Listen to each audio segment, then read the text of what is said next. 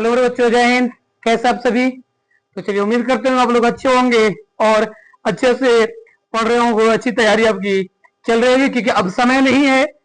इस समय जो भी आपके पास समय बच रहा है, पूरा नवंबर और दिसंबर पूरा अपने आप को झोंक देना है पढ़ने में, झोंक देना है पूरा रिवीजन करने में, पूरा सिलेबस को कवर करने में। जितना हो, जो अब तक नहीं हुआ है वो अब करना है। जो अब तक मेहनत आप सभी लोग नहीं किया है, उस मेहनत को अब आप सभी को बाबू बरकरार रखना है, ताकि आपका रिजल्ट बेहतर हो। और यही 2 महीना और आपको पढ़ाई आपको इस एग्जाम में ज्यादा काम आएगा। पहले भी पढ़े होंगे, ऐसा नहीं पहले नहीं, बहुत बोलोगे एक साल पढ़ो का बर्बाद हो जाएगा, नहीं। तो अभी का जो मेहनत है वो आपको ज्यादा रंग लाएगा आपके एग्जाम में। तो बिल्कुल केयरफुल और सही तरीके से मेहनत करना सीख जाइए। तो चलिए, अब हम फिर से शुरू कर दे बाबू, हर एक चैप्टर की तरह आज एक बार फिर से चैप्टर बिहार बोर्ड सही बच्चे के लिए आपका चैप्टर आपका 5 है, वो आपका गोधूली का, वो आपका नागरी लिपि है ना, जिसका लेखक कौन है, वो तो गुणाकार मुने जी हैं। आज इनके बारे में, आज इनके चैप्टर के बारे में आज पढ़ेंगे। जो नागरी लिपि है, इसमें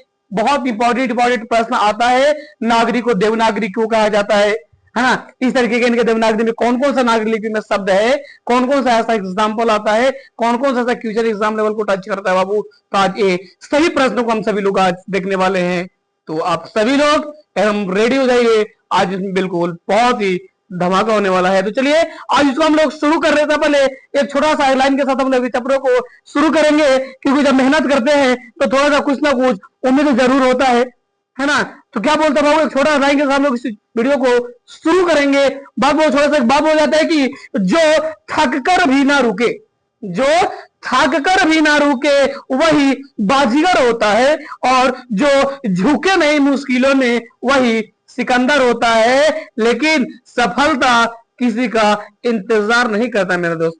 क्या बोलते हैं कि सफलता किसी का इंतजार नहीं करती, हर पल को पकड़ना ही अपनी हुनर होता है। तो हर पल को ही पकड़ना अपनी हुनर होता है। तो मैं आप सभी लोग से इतना मैं जरूर बोलूंगा कि हर पल को आप पकड़िए। जो भी आपके पास पल बच रहा है, जो भी समय बच रहा है, उस पल को ही आप बेहतर बनाने का प्रयास कीजिए। जो समय बच रहा है, इस समय को ही आप अपने काम में, आप अपने एग्जाम की तैयारी में पूरा झोंक दीजिए और उसको कंप्लीट कीजिए। तो चलिए, अब हम लोग इसे शुरू करते हैं। नागरी लिपि चैप्टर 5 का हिंदी आपका VBI सब्जेक्टिव प्रश्न। तो चलिए बाबू, सबसे फर्स्ट प्रश्न जो आपको कुछ इस प्रकार से आपका है बाबू। तो क्या है इसमें, सबसे पहला प्रश्न आपका है इसमें कि लेखक ने किन भारतीय लिपियों से देवनागरी का संबंध बताया है। यानी कौन सा ऐसा देवनागरी क्या बाबू लिपि है, भारतीय लिपि है, जिसको हम लोग देवनागरी से संबंध बताते हैं। यानी जब इंग्लिश में लिखते हैं हम लोग उसको रोमन बोलते हैं बाबू, ध्यान रखिएगा। और जब अपनी मातृभाषा हिंदी का शब्द का प्रयोग करते हैं, हिंदी में कोई उत्तर देते हैं, तो उसको हम लोग देवनागरी बोलते हैं, क्योंकि देवनागरी लिपि में ही इसे लिखा जाता है। इंग्लिश में रोमन और हिंदी में देवनागरी। तो चलिए, लेकिन इसका प्रश्न यही है कि लेखक ने किन भारतीय लिपियों से, ऐसा कौन सा लिपि है जिसको देवनागरी का संबंध बताते हैं, देवनागरी का संबंध इसमें दिया है। तो चलिए बाबू, इसमें हम लोग देखते हैं कौन कौन सा इसमें होगा बाबू। तो देखते हैं पहले इसमें कि लेखक ने गुजराती, बांग्ला और ब्राह्मी, क्या बाबू, गुजराती, बांग्ला और ब्राह्मी लिपियों से देवनागरी का क्या बताया बाबू, तो संबंध बताया है। इसे 2-3 से आपको लिखा हुआ क्या है, गुजराती, बांग्ला और ब्राह्मी। इन 3 लिपियों से हमें भारतीय लिपियों को देवनागरी लिपियों से संबंध बताया गया है, इन्हें जोड़ा गया है। अगला प्रश्न आपको कुछ पता है कि देवनागरी लिपि में कौन कौन सी भाषाएं लिखी जाती है। यानी हमारा जो देवनागरी भाषाएं होती है, इस देवनागरी भाषाएं में हम कौन कौन सा शब्द को लिख सकते हैं, कौन कौन भाषा का इस्तेमाल कर सकते हैं। जब एग्जाम देने आप लोग जाते होंगे, है ना, कई बार टेस्ट दिए होंगे, बहुत सारे बच्चे लोग एग्जाम दिया होगा, है ना। मैट्रिक तो देना बाकी है, लेकिन कई ऐसे एग्जाम दिए होंगे, नॉर्मल टेस्ट वगैरह, या बहुत सारे बच्चे जो 12th का मैट्रिक एग्जाम दे चुके हैं, उन लोग जब हिंदी में अगर लिखने जाते हैं तो उसको लिखते हैं देवनागरी। इंग्लिश में लिखने जाते हो तो क्या लिखते हैं बाबू, उसको रोमन। लेकिन सिर्फ अगर हिंदी, ऐसा नहीं कि सिर्फ देवनागरी हिंदी लिखते हैं तब उसको देवनागरी लिखते हैं, कौन कौन सा भाषा लिखते हैं। तो ध्यान रखिएगा, देवनागरी लिपि के अंतर्गत कौन कौन आता है, तो मुख्यतः कौन कौन आता है, नेपाली, मराठी, संस्कृत, प्राकृतिक और हिंदी भाषाएं लिखी जाती है। इस तरीके का कई भाषाएं उसमें लिखा जाता है, तो उसको हम लोग क्या लिखते हैं, वो तो देवनागरी क्या लिखते हैं, देवनागरी शब्द लिखते हैं कब, जब इसको हम ऐसा इस्तेमाल करते हैं तब। क्लियर है? देवनागरी भाषाएं के अंदर हिंदी हो गया, नेपाली हो गया, संस्कृत हो गया, ये सारी भाषाओं को हम लोग लिखते हैं। अगला प्रश्न आपका क्या होगा क्वेश्चन नंबर 3 में? क्वेश्चन नंबर 3 आपका है कि नागरी लिपि के आरंभिक लेख कहां प्राप्त हुए हैं? यानी नागरी लिपि का जो आरंभिक लेख है वो कहां प्रारंभ हुआ है, उसके बाद क्या हुआ, आरंभिक कहां शुरू हुआ है, प्राप्त हुआ है, और उनके विवरण देना है, उनके बारे में क्या बताना है, तो विवरण को बताना है कि इनका कहां से शुरू हुआ है, आरंभ कहां से हुआ, इसके बारे में हम लोग को देखना है। तो चलिए देखते हैं। यानी विद्वानों के अनुसार नागरी लिपि के आरंभिक लेख किसके अनुसार बाबू? तो जो विद्वान लोग हैं उन विद्वानों के अनुसार इनका जो आरंभिक लेख है वो विंध्य पर्वत के नीचे के दक्कन प्रदेश से प्राप्त हुए हैं। एकदम साफ शब्दों में आपको लिखा हुआ, छोटी सी लैंग्वेज में, बड़ा ही सटीक हिस्सा है। कहां हो? तो कहां से प्राप्त हुए? तो विद्वानों के अनुसार नागरी लिपि का जो आरंभिक लेख होता है वो विंध्य पर्वत के नीचे दक्कन प्रदेश से जब प्राप्त हुआ है। अगला प्रश्न 4 क्या है कि नागरी लिपि कब एक सर्वदेशिक लिपि थी? यानी सर्वदेशिक यानी सभी देश के लिए लिपि था बाबू। तो यह है ईसा की 8वीं, कौन बाबू? तो ईसा की 8वीं से लेकर के 11वीं सदियों में नागरी लिपि जो था बाबू वो पूरे देश में व्यापक थी। अतः इस समय यह एक सब क्या तो सर्वदेशिक लिपि थी, यानी सभी देशों में इसका उपयोग किया जाता था। इसका तो आगे बढ़ते हैं क्वेश्चन नंबर 4 यानी 5th में। क्वेश्चन 5th क्या है कि देवनागरी लिपि के अक्षरों में स्थिरता कैसे आई है, यानी इसका स्थिरता कैसे आई है, इस लिपि को जब हम लोग इस भाषा में हम इस्तेमाल करते हैं और हिंदी में आप इसको लिखते हैं तो कैसे स्थिरता आई है? तो देखिएगा बाबू की करीब 2 सदी पहले, कितनी बात कर रहे हैं, यानी करीब 2 सदी पहले, यानी 1 सदी में 100 साल होता है और 2 सदी में यानी 200 साल पहले की बात। ठीक है? तो 2 सदी पहले पहली बार देवनागरी लिपि के टाइप बने और इसमें पुस्तकें छपने लगी। यानी क्या बात कर रहे हैं, यानी 200 साल पहले, 2 सदी पहले पहली बार, कितनी बार? तो पहली बार देवनागरी लिपि के टाइप बने, देवनागरी लिपि के टाइप बना और इसके पुस्तकें बनने लगे, छपने लगे। इस प्रकार ही देवनागरी लिपि के अक्षरों में स्थिरता आ गई कि वो धीरे धीरे प्रकाशन होने लगा, छपने लगा, तो यह रुक गया और इस तरीके की भाषा को इस्तेमाल किया जाने लगा। चलिए आगे बढ़ते हैं नेक्स्ट प्रश्न में, ध्यान दीजिएगा। नेक्स्ट प्रश्न क्या बाबू? तो नेक्स्ट प्रश्न कुछ इस प्रकार आपका है इसमें, चलिए क्लियर है। नेक्स्ट प्रश्न हो कि उत्तर भारत में किन शासकों के प्राचीन नागरी लेख प्राप्त होते हैं? किसकी बात कर रहे हैं कि उत्तर भारत में, किसकी बात कर रहे हैं? पहला ध्यान रखिएगा, उत्तर भारत में किन शासकों के, उस समय के जो शासक होते थे उन किन शासकों के प्राचीन नागरी, पहले के नागरी में लेख प्राप्त होते थे? तो देखते हैं बाबू क्या है, विद्वानों का, किसका होता, यानी जब विद्वान हुआ करते थे उन विद्वानों का क्या है, तो विद्वानों का विचार है कि उत्तर भारत में कौन थे? तो महिर भोज, कौन थे बाबू? तो मिहिर भोज, महेंद्रपाल आदि गुर्जर प्रतिहार राजाओं के अभिलेख में पहल नागरी लिपि लेख प्राप्त होते हैं। एकदम बिल्कुल सिंपल भाषा में आराम से इसको लिख सकते हैं, डरने की कोई जरूरत नहीं। जो डर गया सो मर गया, तो डरना बिल्कुल नहीं है ना। चलिए आगे बढ़ते हैं प्रश्न नंबर नेक्स्ट। क्या बाबू क्लियर हो गया आपका? नेक्स्ट क्या बाबू इसमें की ध्यान देते चलेंगे हम लोग। चलिए क्या बाबू कि गुर्जर प्रतिहार, किसका बात कर रहे हैं? तो गुर्जर प्रतिहार कौन थे? अभी गुर्जर की बात कर रहे थे, है ना। तो लेकिन ये बात है कि गुर्जर है कौन, गुर्जर प्रतिहार है थे कौन? तो अरे क्या है कि विद्वानों का विचार है कि गुर्जर प्रतिहार बाहर से भारत आए थे, वो भारत के नहीं थे, बाहर से कहा आए थे? वो भारत आए थे।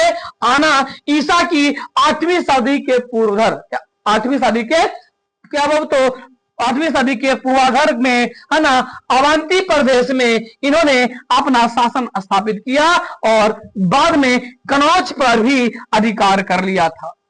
इसमें पहला बनाया था और दूसरा किसने किया? तो कनौज पर, यानी इन्होंने अपना शासन स्थापित किया था किस पर? तो अवंती प्रदेश में, और दूसरा कहा गया था तो कनौज पर भी अधिकार कर लिया था। उसके बाद मिहिर भोज, महेंद्रपाल आदि प्रख्यात प्रतिहार शासक हुए।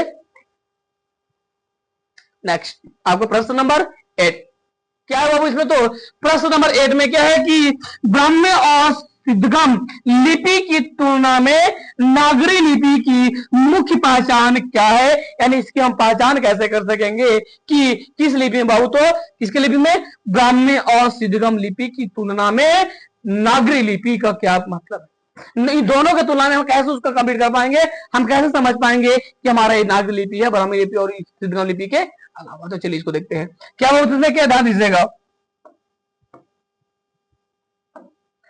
पर इसमें कि गुप्त काल की ब्राह्मी लिपि तथा उसके बाद की सिद्धगम लिपि के अक्षरों के सिरों पर छोटी आड़ी लकीरें या छोटे ठोस तीन क्या है? तो त्रिकोण है। लेकिन नागरी लिपि की मुख्य पहचान यह है कि इसके अक्षरों के सिरों पर पूरी लकीर बन जाती है। अक्षरों पर क्या है बाबू?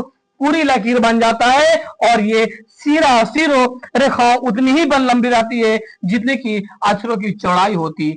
यानी जितना बड़ा ये अक्षर होता है उतना ही बड़ी इसकी क्या होती है? चौड़ाई होता है। ये नहीं लिख रहे हैं यहाँ का और दे रहे हैं ऐसे, ये बिल्कुल नहीं। अगर आप का लिख रहे हैं, जो भी शब्द लिखा हुआ है जिसकी चौड़ाई है उतना ही ऊपर क्या होता है? वो तो लिखित होता है। ये लिपि को पहचानने का एक सिंपल तरीका इसमें दिया गया है। नेक्स्ट क्या बहुत ध्यान दीजिएगा। नेक्स्ट इसमें यह है कि बाबू किसमें है कि नागरी में, किसमें बाबू? तो यानी नागरी को देवनागरी क्यों कहते हैं? बड़ा VVI क्वेश्चन है बाबू, ध्यान दीजिएगा, मोस्ट इंपॉर्टेंट। आप इस प्रश्न को VVI करके लिख सकते हैं, एकदम बिल्कुल। कई बार पूछा गया है नागरी को देवनागरी क्यों कहा गया है, कई बार आपके टेस्ट में, कई बार एग्जाम में बहुत सारे प्रश्न, कई बार ये प्रश्न पूछा गया है। तो क्या है नागरी को देवनागरी क्यों कहा गया है? लेखक इस संबंध में क्या जानकारी देते हैं इसमें बताना है बाबू। तो देखिएगा, नागरी नाम की ही उत्पत्ति, किसका? नागरी नाम की उत्पत्ति तथा इसके अर्थ के बारे में विद्वानों में बड़ा मतभेद है। जो कौन सा शब्द है? देवनागरी का। यानी नागरी नाम का जो शब्द है इसका उत्पत्ति और इसका अर्थ के बारे में जानने में जो भी विद्वान हुआ है करते हैं थे, उन विद्वानों में आपस में ही बड़ा मतभेद है, फूट है। किस चीज का मत? तो एक मत के अनुसार गुजरात के नगर, एक मत के अनुसार क्या होता है? गुजरात के नगर ब्राह्मणों ने पहले नागरी लिपि का इस्तेमाल किया था।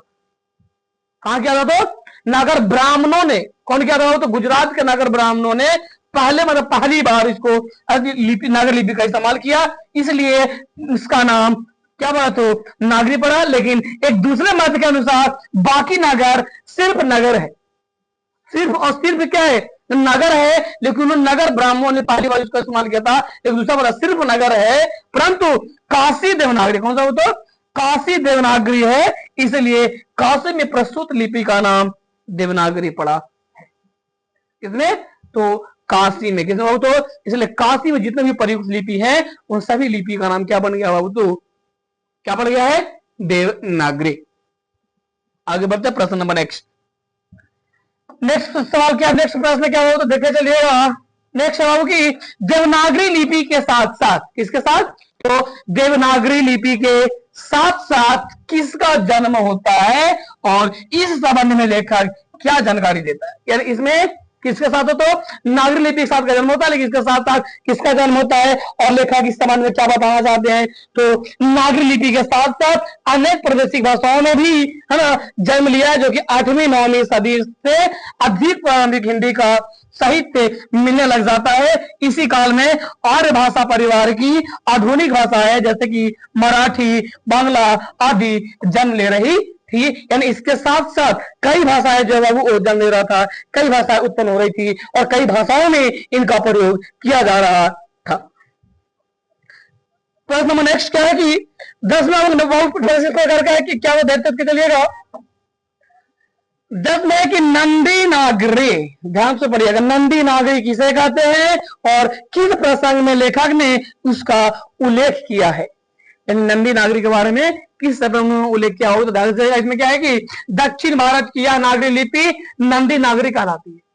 यानी दक्षिण भारत की जो नागरी होती नागरी लिपि होता है वो दक्षिण भारत की नागरी लिपि को हम नंदी नागरी कहते हैं। लेकिन क्यों बोलता है? क्योंकि कोकण के शिलाहार, यानी कोकण के शिलाहार, मान्य खेट के राष्ट्रकाट, देवनागरी हो गया है सॉरी देवगिरी के यादव तथा है ना विजयनगर के शासकों के लेख नंदी नागरी लिपि में है, और पहले विजयनगर के राजाओं के लेखों की लिपि को ही नंदी नागरी लिपि नाम दिया जा गया है था, या नंदी नागरी लिपि कहा जाता।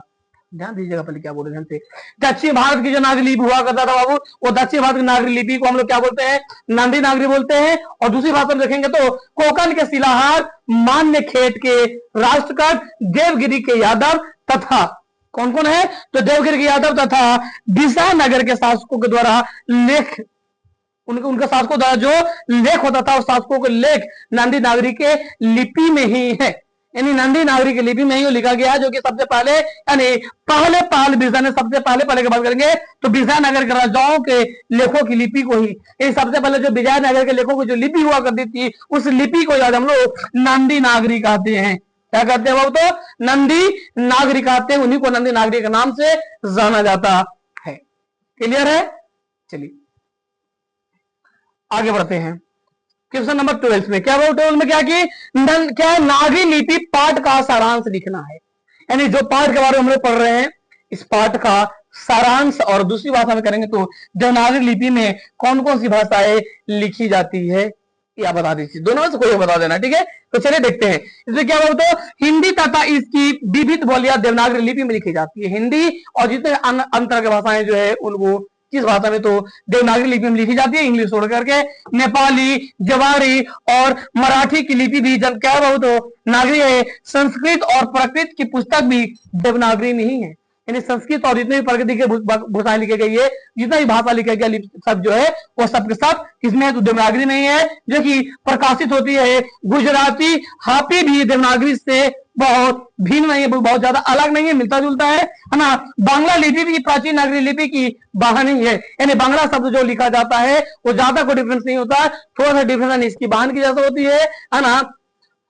सच तो यह है कि दक्षिण भारत की अनेक लिपियां नागरी की भांति ही प्राचीन ब्रह्मों से विकसित है। 12वीं सदी के श्रीलंका के शासकों के सिक्के पर भी है ना, सिक्के पर भी नगर क्या होते हैं, तो नगई अवर मिलते हैं, जैसे कि महमूद गजनबी, कौन है, महमूद गजनबी, मोहम्मद गौरी, अलाउद्दीन खिलजी, शेरशाह ने भी अपने काम नागरी से क्या तो खुदवाए हैं, और अकबर के सिक्के में भी राम सिया शब्द आंकत है, यानी लिखा गया है, यानी उनके अपने वहां के सिक्कों पर है ना ये सब छापा के उनको तो लिखे मोहम्मद गजनबी, मोहम्मद गौरी है ना, अलाउद्दीन खिलजी, शेरशाह ने भी नाम अपना नागरी में उन लोग अपना नाम लिखवाया खुदवाया है। और इसके साथ साथ अकबर के सिक्कों पर भी राम सिया लिखा था, क्या मिलता है, तो अकबर के सिक्कों पर राम सिया शब्द आंकत है। वस्तुतः ईसा की 8वीं और 9वीं सदी में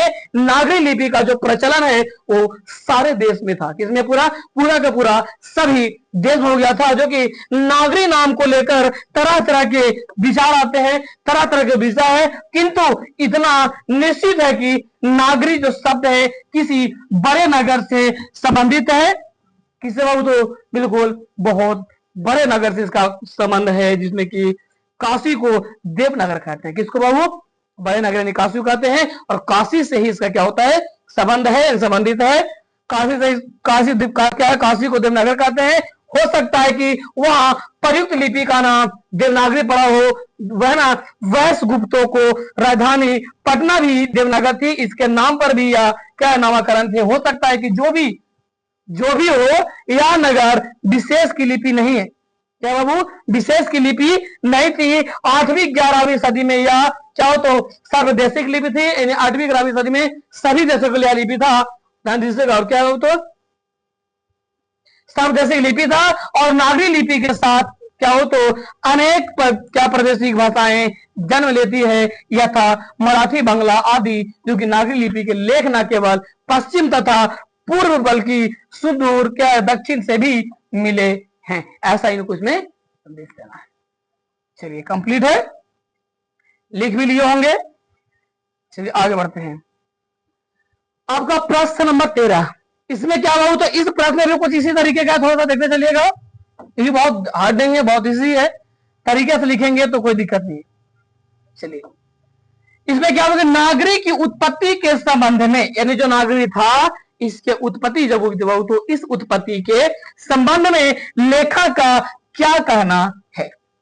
इसका तो लेखक को क्या करना है, और पटना से नागरिक का संबंध लेखक ने क्या बताया। ये पटना से भी संबंध होता है किसको, नागरिक को, पटना एक नगर था तो उससे संबंध क्या बताएगा, तो देखते हैं इसमें क्या इनका संबंध बताया गया है।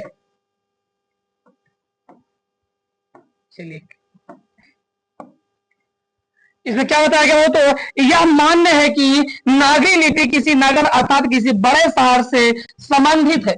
जो नगर है इसका जो मान, इस लिपि का जो मान है, क्या मान्य यह है कि नागरी लिपि जो है वो किसी नगर, यानी कोई नगर से या किसी बड़े शहर से समान दिखाई देता है। जो कि पाठ्यक्रम में नामक एक नाटक से जानकारी मिलती है कि पाटलिपुत्र अर्थात पटना को नगर नाम से पुकारते थे। पटना को ही किस नाम से, तो नगर के नाम से पुकारते थे। अतः इसमें यह भी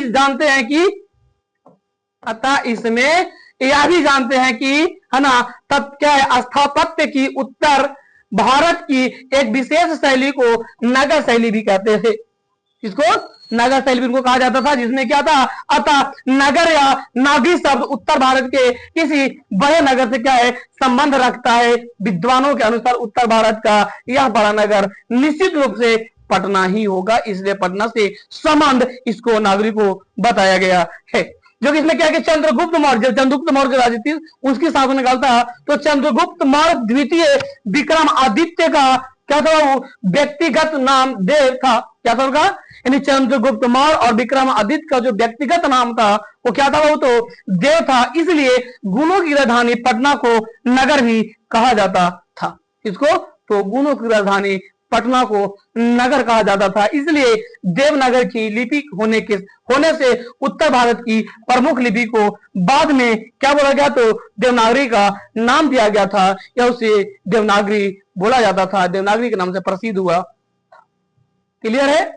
चलिए, अगर लिखना चाहते इसको बिल्कुल सही तरीके से आप लिख सकते हैं। पूरी कंप्लीटली आपको जितना भी बीबीए चैप्टर का क्वेश्चन इसमें था, इस चैप्टर से रिलेटेड वो सारे के सारे आपका रिलेटेड सारा प्रश्न आपको इसमें पूरा डिस्कस कर दिया गया है। आप इसे बारीकी से देखेंगे, समझेंगे और तरीके से याद करेंगे तो बहुत आपके एग्जाम के लिए बेहतर होगा। और उम्मीद करते होंगे आपको अच्छे समझ में होगा। तो मैं जरूर बोलूंगा, अगर आपको इस चीजें समझ में आ रही होगी तो आप हमारे चैनल को सब्सक्राइब जरूर करना और इसे अपने दोस्तों में शेयर जरूर करना आप सभी लोग। तो चलिए, इसके साथ पूरा ये चैप्टर आपका कंप्लीट हो जाता है। चलिए, इसके साथ एक और प्रश्न है, देख लेते हैं इसमें क्या है। तो एक प्रश्न इसमें सबसे बड़ा क्या, वो देख लेते हैं। एक इसमें बच ही रहा था। चलिए ठीक है, चलिए लास्ट देखें क्या इसमें की, क्या निबंध के आधार पर, ध्यान रखिएगा क्या बोलो बाबू, कि निबंध के आधार पर कालक्रम से नागरी लेखों से संबंधित प्रमाण बताना। क्या करना है, तो प्रमाण प्रस्तुत करना है। किससे संबंधित, तो निबंध के आधार पर कालक्रम से नागरी लेखों से संबंधित, किसे, नागरी संबंधी बताना। चलिए देखते हैं इसमें क्या है। तो निबंध के आधार पर कालक्रम से नागरी लेखों से संबंधित अगर प्रमाण इस प्रकार मिलते हैं कि 11वीं सदी में राजेंद्र जैसे प्रतापी चेर राजाओं के सिक्कों पर नगर अक्षर देखने को मिलते हैं। जो कि 12वीं सदी की अगर बात करते हैं तो 12वीं सदी के केरल के शासकों के सिक्कों पर वीर केरलस्य जैसे शब्द नागरी लिपि में अंकित है। और दक्षिण से प्राप्त वर्गुण, जो यहाँ से प्राप्त वर्गुण है उसका पालयम ताम्रपत्र की भी नागरी लिपि में 9वीं सदी की है, जिसमें 1000 ईस्वी के आसपास मालवा नगर में नागरी लिपि का जो इस्तेमाल होता था वो विक्रमादित्य के समय में क्या है, तो नागरी लिपि का प्रयोग मिलता था। ईसा की 8वीं से 11वीं सदियों में नागरी लिपि के पूरे भारत में क्या था, तो व्यापक थी। 8वीं सदी में दोहा कोश, 8वीं सदी में दोहा कोश की तिब्बत से जो है ना हस्तलिपि मिली है वह नागरी लिपि में है। और 754 ईस्वी में अगर बात करेंगे तो राष्ट्रकूट के राजा क्या थे, तो दंती दुर्ग का दान पत्र नागरी लिपि में प्राप्त हुआ है। जो कि 850 ईस्वी में बात करेंगे तो जैन गणितज्ञ कौन है, तो जैन गणितज्ञ महावीराचार्य के गणित संग्रह की रचना मिलती है जो नागरी लिपि में ही है। इनका किसमें बाबू, तो नागरी लिपि में ही को दिया गया है। चलिए, तो उम्मीद करते हैं चीजें आपको सारा क्लियर हो गया होगा, है ना। चलिए ये आपका कंप्लीट है। इसके साथ जितने भी क्लियर होगा समझ आया होगा वो कंप्लीट होगा। इस चैप्टर में जितना भी था मैंने पहले बोला था, एक और बच गया था इसलिए मैं बता दिया। चैप्टर आपका पूरा कंप्लीट, यानी इसमें जितने भी रिलेटेड प्रश्न थे बाबू आपका सारा के सारा इसमें बता दिया गया है। तो उम्मीद करते हैं आपको समझ में आया होगा, और अगर समझ में आया होगा तो आप कमेंट बॉक्स में अपना राय जरूर दीजिएगा, जरूर कमेंट करके बताइएगा, है ना। उसके बाद अगर वीडियो अच्छा लग रहा होगा तो अपने दोस्तों के साथ शेयर जरूर कीजिएगा और लाइक कमेंट करना ना भूलें। तो चलिए फिर से मिलते हैं आप सभी को। बहुत बहुत धन्यवाद इधर सारा समय देने के लिए, थैंक यू आप सभी को। लेकिन आप सभी अपना तैयारी में एकजुट से लगे रहें और अपने दोस्तों को इस तरीके वीडियो भेजते रहे ताकि उनको भी एक चीजें क्लियर हो। तो चलिए फिर मिलते हैं जब तक अगले वीडियो के साथ, जब तक आप मस्त रहिए, स्वस्थ रहिए। फिर मिलेंगे अगली बार, जब तक जय हिंद।